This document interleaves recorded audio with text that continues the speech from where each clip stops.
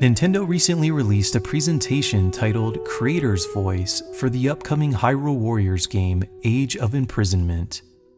Although it didn't offer a ton of new information, it did drop one detail that might have settled the biggest debate dividing the fandom in the days following the release of Tears of the Kingdom. When Zelda travels to the past, she meets Rauru and Sonia, the founders and royalty of the Kingdom of Hyrule.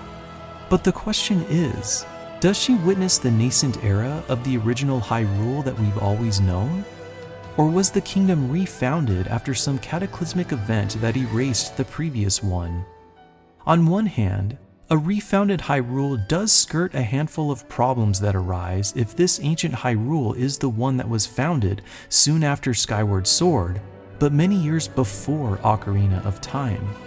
For starters, in this ancient past, aside from Ganondorf, the Gerudo have pointed ears. This is problematic because the Gerudo in Ocarina of Time do not. They have rounded ears.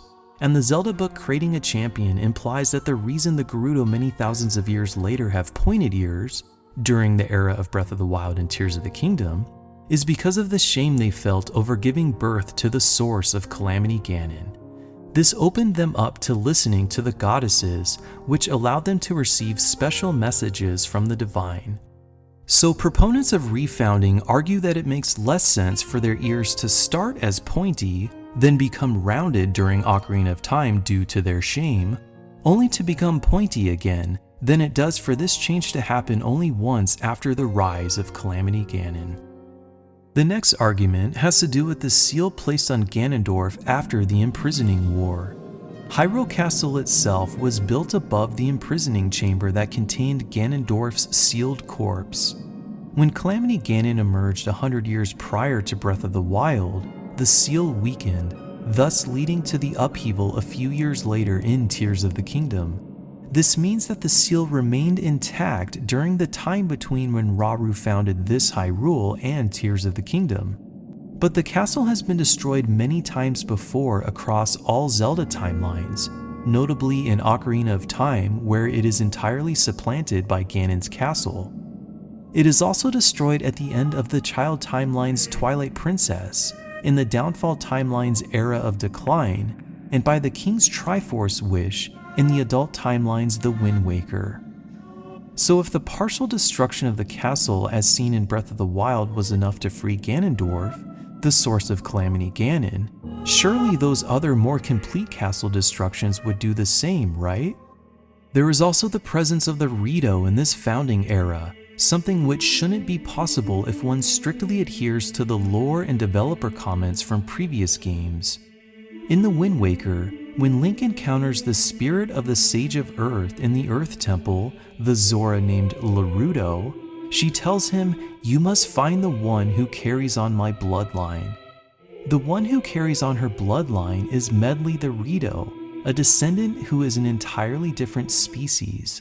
This is because in the adult timeline, the Zora evolved into the Rito, and prior to Breath of the Wild, this was the only timeline the Rito had ever existed in. This fact was confirmed by Zelda series producer Eiji Aonuma himself in the Zelda Box, a rare promotional book that came with a Japanese-only special edition of The Wind Waker in 2002. In the book, which you can still view on historyofhyrule.com, Aonuma says the following: "From the beginning, we intended for the Rito tribe to appear as an evolved form of the Zora tribe, just as the Korok tribe evolved from the Kokiri tribe. The connection between these tribes was a core part of the story's setting. While their appearances are entirely different, their bloodlines are carried on." Throughout the history of Zelda theorizing, there have been many attempts to place the Rito in the Downfall and Child timelines, but these have either been disproven or remained speculative. For instance, when Twilight Princess HD released, fans observed a stone relief in Hyrule Castletown that depicted various races from Zelda games, including some humanoid birds that resemble the Rito. For years, theorists claimed this proved that the Rito were not exclusive to the adult timeline. That is until someone on Reddit reached out to the artist who created them, a Tantalus employee named Jack Kirby. Jack isn't a Nintendo employee. He was hired solely to remaster textures for the environment and characters, and he divulged that these new Birdmen were something he invented after flipping through a Zelda art book. Alas, with this theory debunked, and with the timeline placement of Breath of the Wild and Tears of the Kingdom still unknown, the adult timeline remains the only branch with a confirmed timeline placement where the Rito exist. Therefore, using the most literal interpretation of the lore at hand, the Rito seen during this founding of Hyrule would need to exist after the events of the Wind Waker. Until the release of Tears of the Kingdom, our understanding of Hyrule's founding was shaped in part by the official timelines published on Nintendo's websites and in their books. The events shown to have occurred during this era include the sealing of the Sacred Realm, a seal which would remain intact all the way up to the point when Link draws the Master Sword in Ocarina of Time, the founding of the Kingdom of Hyrule, and depending on which version of the timeline you view, the Interloper War. The presentation of the order of these early events has always been problematic, even before the refounding debate. One version of this era is told in the prologue to A Link Between Worlds, which says that the royal family summoned the 7 sages to seal the Sacred Realm. However, the timeline lists the sealing of the Sacred Realm as occurring prior to the founding of the Kingdom of Hyrule. How could there be a royal family who commands the Sacred Realm to be sealed if a royal family hasn't even been established yet? In any case, all of these events are wholly neglected in the dialogue between Zelda, Rauru, and Sonia in the cutscenes of Tears of the Kingdom. Rauru makes no mention of the Master Sword, the Triforce, nor the war with the interlopers that led to the sealing of the Sacred Realm. If we are witnessing the founding of the original Hyrule, Refoundationists argue it's extremely unlikely that these iconic moments of the series would be absent from the story, and thus we are witnessing a refounding of the kingdom well into the future where these events are beyond memory. The linchpin for this argument came from an article in Famitsu magazine with the developers of the game in September 2023, some 4 months after the game released. In that article, Hidemaru Fujibayashi, the director of Tears of the Kingdom, said, "It is possible that, although this tells a story of the founding of Hyrule, it could have history that's previously been destroyed too." Refoundationists rejoiced at this revelation, as it seemed to confirm their theory that this Hyrule was only founded after the kingdom was destroyed in one of the 3 timelines. This is all well and good, but a lot of us don't subscribe to this theory because it has plenty of problems of its own. First, the Kingdom of Hyrule in the modern era is covered in familiar symbols from past Zelda games. Some of these are not found in their true forms on Zonai architecture, clothing, armor, and weapons, etc. But these symbols are found in the Wilds games. A great example of this is the Hylian crest, which evolved from the goddess crest that Hylia left on the surface. So to suggest that Hyrule was refounded is to say that the Hylian crest existed prior to the past of Tears of the Kingdom, then the kingdom was refounded and the Zonai covered Hyrule in their own symbology while completely disregarding the true form of the Hylian crest, only for it to be inexplicably resurrected in the era of the Wilds.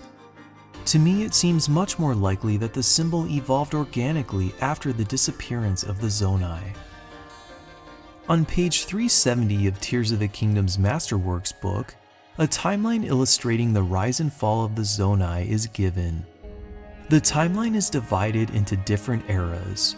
Chronologically, the first 2, according to Google Translate, are the Primordial Era and the Age of Gods. The description of the Primordial Era is a very brief synopsis of the creation myth, whereby the 3 golden goddesses create the world before entrusting the land to the goddess Hylia. The next section, the Age of Gods, gives a complete, albeit summarized, history of the Zonai right up to the point when they founded the Kingdom of Hyrule. After the Primordial Era, the goddess Hylia descended to the land and entrusted the secret stones to the Zonai. The Zonai prosper on the surface and the mining operation of the depths commenced. The Zonai abandon the surface and raise their home into the sky where they flourish. Some undocumented existential crisis threatens their existence in the sky, so they descend back to the surface. It is after this point that the Zonai mingle with those who dwell on the surface. Rauru and Sonia get married, and the Kingdom of Hyrule is founded. Rauru is referred to as the first king of Hyrule.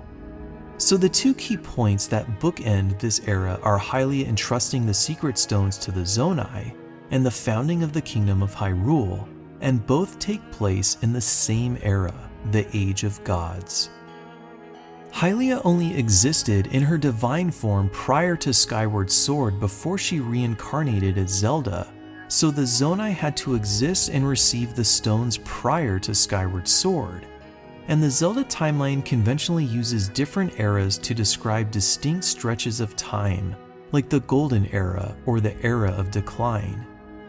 To me, it seems extremely unlikely that, after they took up residence in the skies, that the Zonai remained there throughout the duration of the entire Zelda series, a series, by the way, where we have explored the skies multiple times with no explicit interactions with the Zonai, only to descend in a time period after every known Zelda game in order to refound Hyrule, with multiple eras occurring in between. I believe it is much more likely that the Age of Gods only spans the time before and after Skyward Sword, and that it does not include any other games. Much of these arguments may be moot, thanks to two character descriptions provided by the developers of Tears of the Kingdom and Age of Imprisonment. The first one comes from page 105 of Masterworks, and it has to do with Sonia, the first queen of Hyrule. The developer note discusses the art direction they chose for Sonia. After describing her as having both the receptiveness and depth of a mother, it says, quote, "We had the idea that she should have the image of something like the originator of all Zeldas, so we sprinkled motifs from Princess Zeldas from past the Legend of Zelda games up until now all over her body." Their choice to define her as the originator of all Zeldas, and not something like the successor or daughter of all Zeldas, says a lot about the mindset of the developers as they thought about Sonia. In other words, it appears they viewed her as the woman who began the lineage of every Princess Zelda in the timeline, and not the product of them. And finally we get to the most recent piece of evidence, the aforementioned Age of Imprisonment. During the recent Creator's Voice presentation for the game, the producer and studio head discussed their own gaming journeys and ethoses before diving into what we can expect from the game. We didn't get any new footage and the presentation was rather sparse, but something was divulged about Ganondorf which has major implications for the refounding debate. In both the Japanese and English versions of the presentation, the developers revealed that, quote, "In this Hyrule Warriors game, you'll see how the people contended with the threat of the original Ganondorf. If this is the original Ganondorf, it all but confirms that this Age of Gods truly is the beginning of the timeline. It means the Gerudo ears started as pointy, only to become rounded during the era of Ocarina of Time, after which they became pointy again. When Ganondorf was sealed, the seal survived multiple destructions of Hyrule Castle before finally breaking in Tears of the Kingdom. The Rito origin story has been retconned, and we now know they predate the Wind Waker. And finally, it means we don't really know what Fujibayashi meant when he suggested this Hyrule had a history that was destroyed. Age of Imprisonment is set to release winter of 2025, and I cannot wait. This is the part of the video where I would normally ask you to consider subscribing to this channel, but instead I'd ask you to watch my friend Larulian Historian's video where he makes an extremely compelling argument for why this Hyrule is not a refounded kingdom. And impressively, his video was published before the Creator's Voice presentation. I will link to it in the description of this video. I also want to shout out Melora from historyofhyrule.com for providing the Zelda box scans. She has been an invaluable contributor to the Zelda community for decades, and you should follow her on Blue Sky and subscribe to her on YouTube. Links in description. Thank you for watching. Hey everyone, real quick, my daughter, who always watches me play Zelda games, wanted to create a Zelda theory of her own, and I told her we could include it in this video. So, without further ado, please enjoy. Why are the Ritos so powerful? My theory is that since there are stones that Rauru made, or whoever made them, I think that the Rito, since one of the Ritos got one of the stones so long ago, each born Rito can have a bit of power, so that way all of the Rito can have powers, but not too evil, so it'd be like power to help.